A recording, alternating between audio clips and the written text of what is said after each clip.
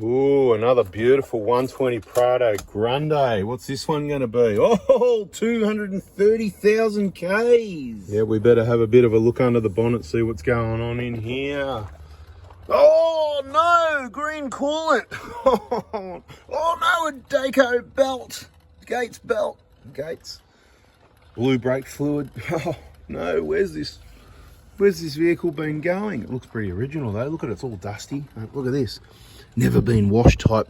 It's had the headlight upgrade.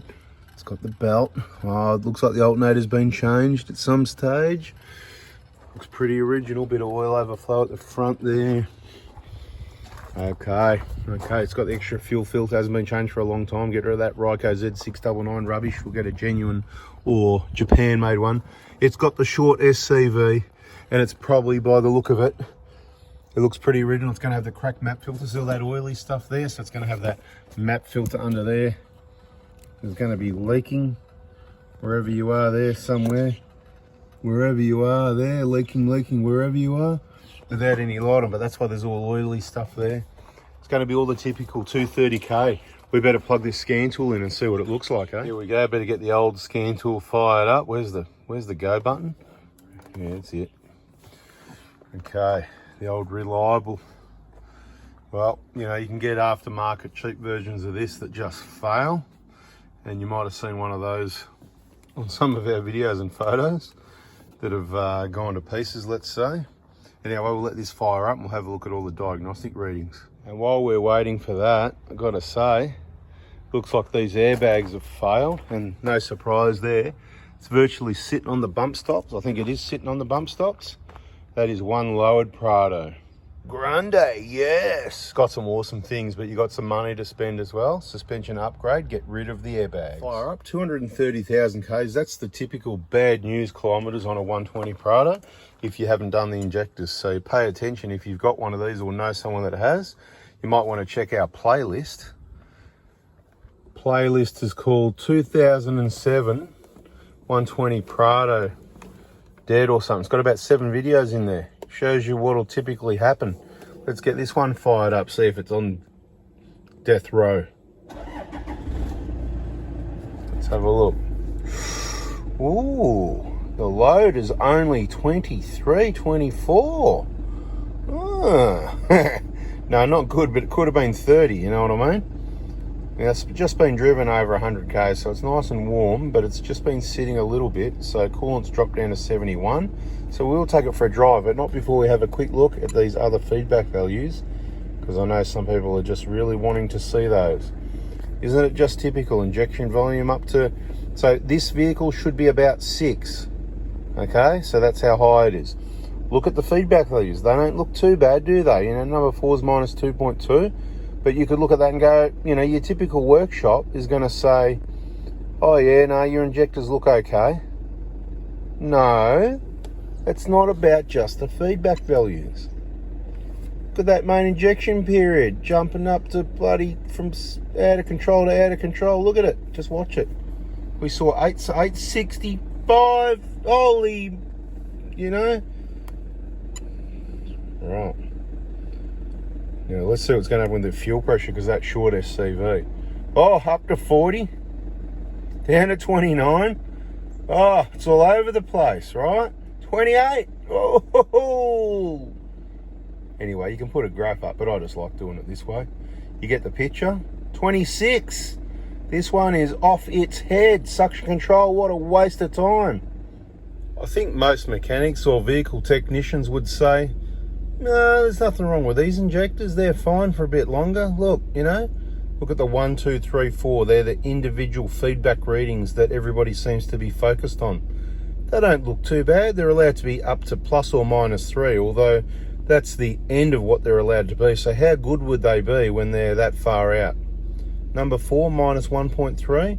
So everything's okay here, perhaps. Then again, should we take a look at the main injection period at the bottom? Its specification is 5 to 710. Now you'll be able to see it jumping all the way up to 800. My money's on it'll go over 800.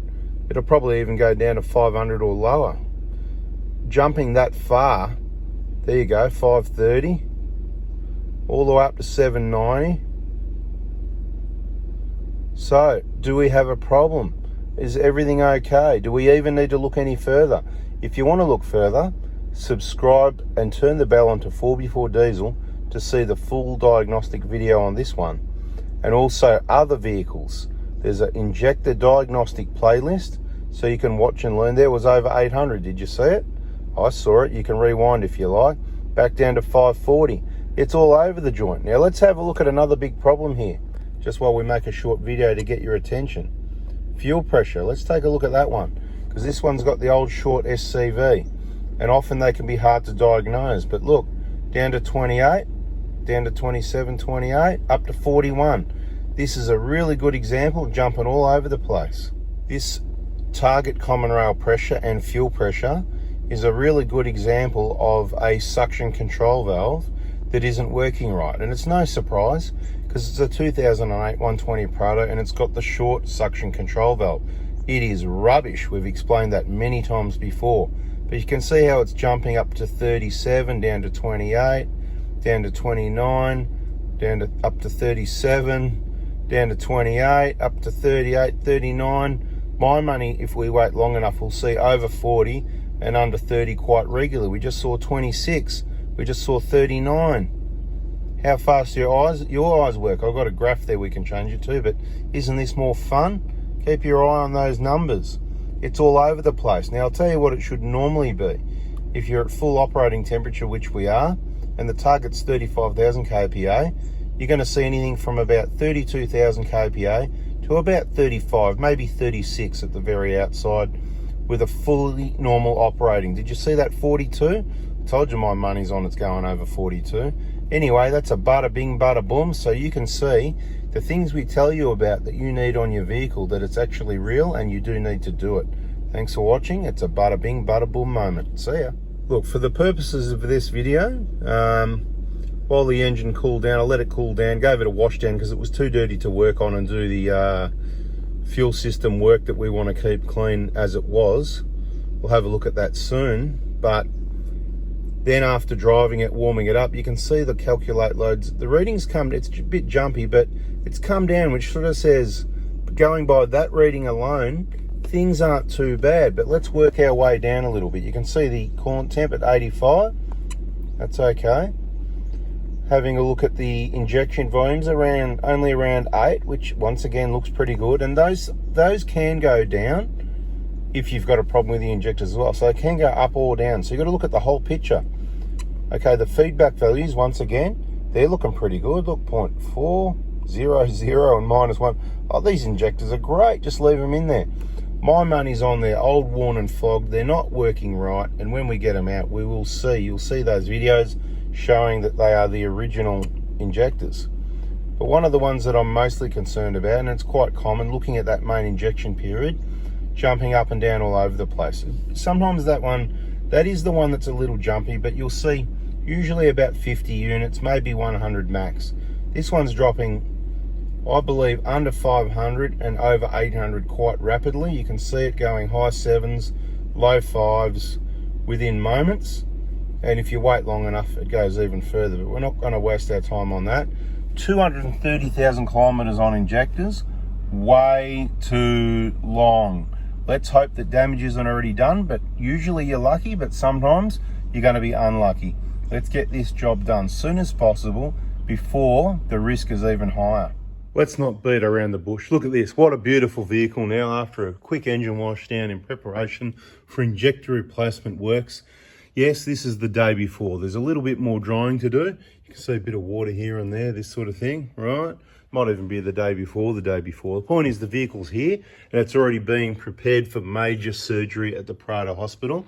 You can save yourself a bit of money and us a bit of work by keeping your engine bay clean like this, particularly if you bring it in for a service or inspection.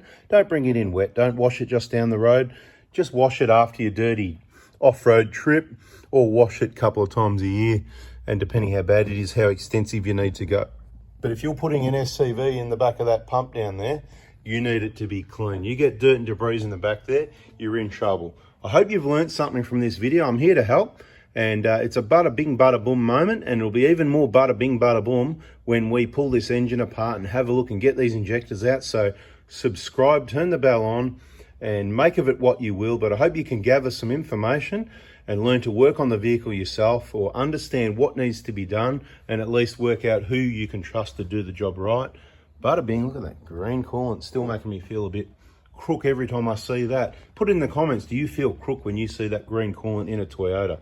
Anyway, how beautiful is it, this vehicle? What a beautiful vehicle, I've got to say. Nice smooth driving, 2000 and whatever, I don't even know what year it is. Let's have a look. Let's get over here and have a look. Yeah, to know, it's going to be last to the best, is it? I can't even read it with the reflection. Is it 08 or 09, something like that? What does that say, people? How, your eyes better than mine? 609. Last of the best. Grande with pearl and all that extra trim work, and you know what I mean? Like, just quality vehicle, but it's going to need a little bit of work, and what an awesome vehicle, I got to say. It's good that it's original, untouched. It's got the nice alloy bull bar. Yeah, I'm getting a bit excited about it. These are really awesome vehicles. And you know what? Pick it up for 20 grand, 30 grand, 40 grand, whatever it's going to be. Put in another 10 and you've got an awesome vehicle, probably even better and more reliable than a new one. And it's going to last and stay reliable for many more years to come, compared to the technology ones, if you like, is what I believe anyway. So, and of course this one, at least you can learn to work on it yourself. Where those later things, I don't even think I want to work on them too much. We're not going to get too extensive on them in a hurry. I think I'd rather work on a hybrid. Anyway, bada bing, thanks for watching. Get a bit silly now. Out of here, ciao. Hope you liked it. Hit the like button. Videos soon. Bye.